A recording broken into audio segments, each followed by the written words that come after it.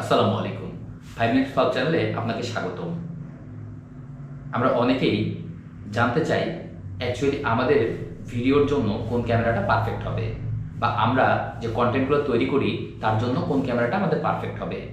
আমরা যখন video making শুরু করি তখন আমরা সবাই শুরু করি ফোন ক্যামেরা দিয়ে, কিন্তু ফোন ক্যামেরা একটা টাইমে গিয়ে আমরা চেঞ্জ করে ফেলি এবং তখন আমরা সবচেয়ে বড় কনফিউশনে ভুগি।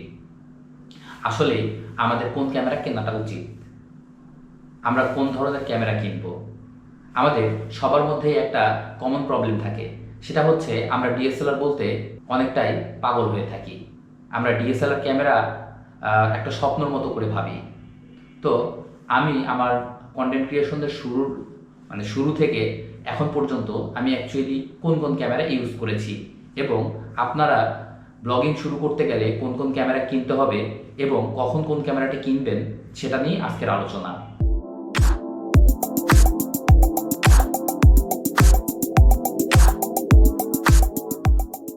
আমরা প্রথমে জানবো আসলে কি আমাদের ক্যামেরাটি কেনা দরকার কি দরকার না। আপনি কোন ধরনের ভিডিও মেক করেন। আপনি যদি টিউটোরিয়াল ভিডিও মেক করেন, যেমন আমি করছি এখন টিউটোরিয়াল ভিডিও, আপনি যদি এরকম ভিডিও মেক করেন সেক্ষেত্রে আপনার ক্যামেরা কেনার কোনো প্রয়োজনই নেই।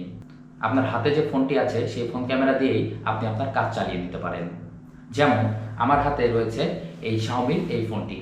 এই ফোনের ব্যাক ক্যামেরাটা অত্যন্ত ভালো এবং যতটুকু এর ভিডিও কোয়ালিটি দেয় সেটা এনাফ, কিন্তু তারপরেও আমি যখন ভিডিও শুরু করি তখন আমি কিনে ফেলি এই ক্যামেরাটি।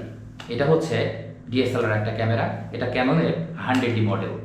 তো এই ক্যামেরাটি কেনার পরে আমি এই ক্যামেরাতে ভিডিও শ্যুট করতে যাই এবং ভিডিও শ্যুট করি। বাট আমার যখন ক্যামেরাটা কেনা হয় তখন আমি একদমই ক্যামেরা সম্বন্ধে কোনো কিছু জানতামই না, আর আমি এত কিছু খেয়ালও করিনি যে অ্যাকচুয়ালি এই ডিএসএলআর ক্যামেরাটা কেনা আমার জন্য অ্যাপ্রোপ্রিয়েট হচ্ছে কি না। আমি যখন এই ক্যামেরাটা কিনি তখন আমি ক্যামেরার সাথে নিয়ে নিই একটা কিট লেন্স। কিট লেন্স নেওয়ার কারণ হচ্ছে কি, আমাকে দোকানদার বলল তুমি যখন জুম করবে জুমিং টাইমে তুমি এটার বেনিফিট পাবা, কিন্তু অ্যাকচুয়ালি আমি তো ছবি তোলার জন্য এই ক্যামেরাটা আমি কিনে নাই, আমি কিনছিলাম ভিডিওগ্রাফির জন্য। তো যখন আমি ভিডিওগ্রাফি শুরু করি তখন আমাকে বেগ পেতে হয়, কেননা এই ডিএসএলআর ক্যামেরাতে আপনি যখন কিট লেন্স ইউজ করবেন তখন আপনাকে হিউজ পরিমাণ লাইটের দরকার হবে এবং আপনাকে হিউজ লাইট ইউজ করা লাগবে, তারপরেও আপনি সেই পারফেক্ট লাইটটা পাবেন না। আর ফটো তোলার ক্ষেত্রে কিছুটা কাজে দিলেও এটা কিন্তু ভিডিওগ্রাফির জন্য একদমই পারফেক্ট না। আচ্ছা, যখন আমি টিউটোরিয়াল ভিডিও এটা দিয়ে মেক করতাম তখন আমার ভিডিও কোয়ালিটি খুব একটা ভালো হতো না। আমার ফোন ক্যামেরায় যতটুকু ভালো হতো ততটুকু আমি ভালো বেনিফিট পাই নাই এবং আমার লাইট সেট আপে আমার অনেক ধরনের প্রবলেম হয়ে যায়, যার জন্য আমি এই ক্যামেরায় কোনো বেনিফিট পাইনি। তারপরে এই ক্যামেরা দিয়ে যখন আমি ব্লগ ভিডিও করি, আমার একটা চ্যানেল আছে বিসিটি ব্লগ নামে, তো সেখানে আমি ব্লগ ভিডিও তৈরি করি। এখন পর্যন্ত ওই চ্যানেলে ভিডিও আপলোড করা হয়েছে প্রায় 70টির মতো। এই 70টির মধ্যে এই ক্যামেরা দিয়ে প্রায় 10টি ভিডিও করা আছে ওই চ্যানেলটিতে। তো আপনারা চাইলে বিসিটি ব্লগ ঘুরে দেখতে পারেন আমার বিসিটি ব্লগের প্রথম দিকের যে ভিডিওগুলো সেটা এই ক্যামেরা দিয়ে তৈরি করা। তো এই ক্যামেরা দিয়ে বাইরে আপনি দিনের বেলায় শ্যুট করতে পারবেন। এবং ডিএসএলআর ক্যামেরার আরও একটা প্রবলেম হচ্ছে, ক্যানন সিরিজের যেগুলা আপনার ব্যাটারি রিমুভেবল ব্যাটারি ইউজ করা হয়, মানে এই টাইপসের ব্যাটারি ইউজ হয় বা এর চাইতে বড় বা অন্যরকম। তো এই ব্যাটারিগুলোতে সবচেয়ে বড় প্রবলেম হচ্ছে এই ক্যামেরাগুলোতে আপনার চার্জ বেশিক্ষণ টিকবে না। আমরা যখন ভিডিওগ্রাফি করতে যাই তখন আমাদের অনেক সময় ফুটেজ নেওয়া লাগে, হোক সেটা 2 ঘন্টা 3 ঘন্টা, বা আমরা যারা বাইরে ফটোশ্যুট করতে যাব বা বাইরে যারা ভিডিও শ্যুট করতে যাব তাদের কিন্তু কোনো লিমিট থাকে না যে ঠিক কতটুকু সময়ের মধ্যে আপনি আপনার ভিডিওটি কমপ্লিট করতে পারবেন। তো এই ডিএসএলআর ক্যামেরাটি কিনা আপনার জন্য অ্যাপ্রোপ্রিয়েট হবে না যদি আপনি ভিডিওগ্রাফি করতে চান। তবে আপনি যদি ডিএসএলআর ক্যামেরা নিতান্তভাবেই কিনতে চান তাহলে আপনাকে সনির যে নতুন ক্যামেরাগুলো আসছে মিররলেস, আপনাকে সেগুলো কিনতে হবে, কিন্তু এই ডিএসএলআর দিকে আর কখনোই যাওয়া যাবে না।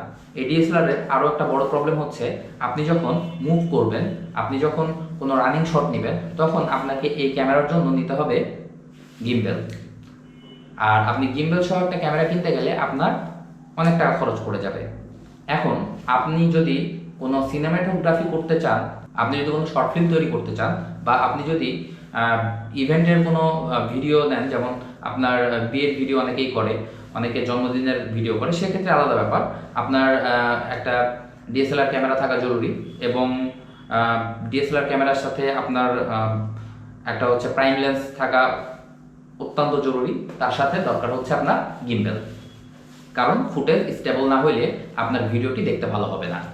এখন কথা হচ্ছে যে আমি ডিএসএলআর নিয়ে এতগুলো কথা বললাম, এতগুলো বাদ, তাহলে আপনি যদি ব্লগ ভিডিওগুলো করেন এবং আপনার কন্টেন্টগুলো যদি দিনের বেলা হয়, মানে দিনের বেলাতে আপনি শ্যুট করেন, সেক্ষেত্রে আপনার যদি ফোনের পরে যদি কোনো চয়েস চান, যে আপনি ফোন ক্যামেরার পরে যদি কোনো চয়েস, আমি মনে করি যে সেটা হবে গোপ্রো। কারণ গোপ্রোতে আপনি রেজুলেশন পাবেন। বর্তমানে যে শ্যুটটা করা হচ্ছে এটা গোপ্রো থেকে করা হচ্ছে। গোপ্রো দিয়ে ভিডিও নেওয়ার সময় আমাকে লাইট ইউজ করতে হয়েছে, কারণ গোপ্রোর একটা বড় সমস্যা হচ্ছে লাইট।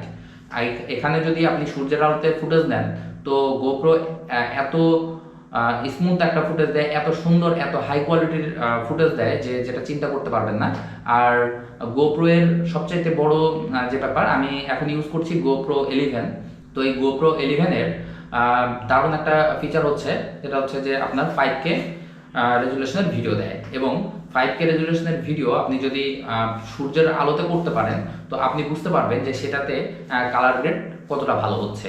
এবং আরও একটা বড় সুবিধা হচ্ছে, আপনি গোপ্রো নিয়ে যে কোনো ভাবে আপনি ভিডিও করতে পারেন। সেটা আপনি রানিং অবস্থায়ও করতে পারেন, স্মুথ স্লাইড করে করতে পারেন। আপনি যেভাবে ভিডিও করেন না কেন, আপনার এই ভিডিও হবে স্মুথ। কারণ গোপ্রো 11-এ ইউজ করা হয়েছে স্টেবিলাইজেশন সিস্টেম, যেটা হচ্ছে মানে আপনি কয়েকটা ধাপে আপনি ইউজ করতে পারবেন স্টেবিলাইজেশন। তো এখানে যে হাইপার স্মুথ যে অপশনটি আছে, এই হাইপার স্মুথ যদি অপশন আপনি ইউজ করেন, সেক্ষেত্রে আপনি যতই বার্ফিং ভিডিও করেন না কেন, ভিডিও হবে আপনার স্মুথ। তো সেক্ষেত্রে আপনি যদি একটা গোপ্রো 11 কিনেন বা গোপ্রো কোনো সিরিজের একটা ক্যামেরা কিনেন, সেক্ষেত্রে আপনার দাম হয়তো একটু বেশি পড়বে, 50 থেকে 55,000 বা 65,000 বা 75,000, যেটাই হোক। আপনি 1 লাখের নিচে একটা গোপ্রো ক্যামেরা কিনতে পারছেন, এবং এই ক্যামেরার জন্য আপনাকে কোনো গিম্বেল কিনতে হচ্ছে না। গিম্বেল যদি আপনি না কিনেন, সেক্ষেত্রে আপনার খরচটাও কমে আসছে। আপনারা যারা চাচ্ছেন ভিডিও তৈরি করতে, এবং ভিডিও যারা তৈরি করছেন বা অলরেডি করেছেন, এখন চাচ্ছেন যে আপনার ভিডিওর কোয়ালিটি বাড়াতে, তো সেক্ষেত্রে আমার মনে হয় আপনাদের ফোনের পরে প্রথমে যাওয়া উচিত গোপ্রোয়ে। গোপ্রো যদি আপনি কিনেন, সেক্ষেত্রে আপনি কয়েকটা খরচ বেঁচে যাবেন, স্মুথ ফুটেজ পাবেন, এবং 5K রেজুলেশনের একটা ভিডিও আপনার চ্যানেলে আপনি পোস্ট করতে পারবেন। যদি রেজুলেশনের দিকে আপনি যান, তাহলে গোপ্রোর ওপরে আমার মনে হয় না যে আর কোনো অপশন থাকে। তো ভিডিওর জন্য, ভিডিওগ্রাফির জন্য, বা আপনি যদি বলেন যে কন্টেন্ট মেকিংয়ের জন্য, আমার মনে হয় যে গোপ্রো বেস্ট ক্যামেরা। এবং গোপ্রোয়ে আপনি যদি শিফট করেন, সেক্ষেত্রে আপনি বুঝতে পারবেন যে আপনি কতটা ইজিভাবে আপনার ভিডিওটা করতে পারছেন। কারণ এই ডিএসএলআরটা হেভি ওয়েট, এর সাথে যখন আপনি গিম্বেল লাগাবেন, তখন আরও একটা ওয়েট হয়ে যাবে। তো এত ওয়েট নিয়ে আপনি সব জায়গায় মুভ করতে পারবেন না, বা মুভমেন্ট করাটা সম্ভব হয় না। কিন্তু গোপ্রো ক্যামেরাটা হচ্ছে ছোট এবং লাইট ওয়েট, এবং এক হাতে ক্যারি করে খুব সহজেই ভিডিও করা যায়, এবং হাত ব্যথা হয় না। আর যদি এই ক্যামেরা আপনি গিম্বেল, বা আপনি যদি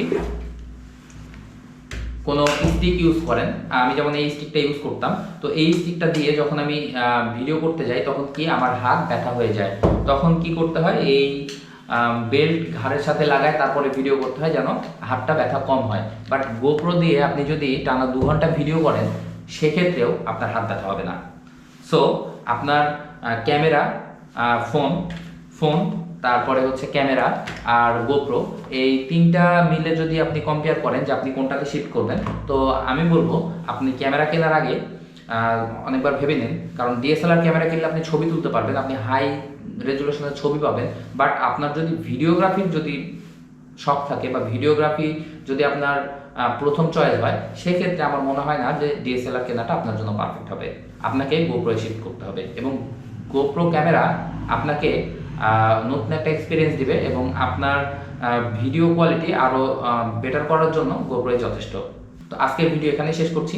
ভালো থাকবেন সবাই, সুস্থ থাকবেন, এবং ক্যামেরা কেনার আগে বারবার আপনি যাচাই করে নেবেন আপনার জন্য কোনটা অ্যাপ্রোপ্রিয়েট, তারপরে আপনি সেই ক্যামেরাটি কিনে নেবেন।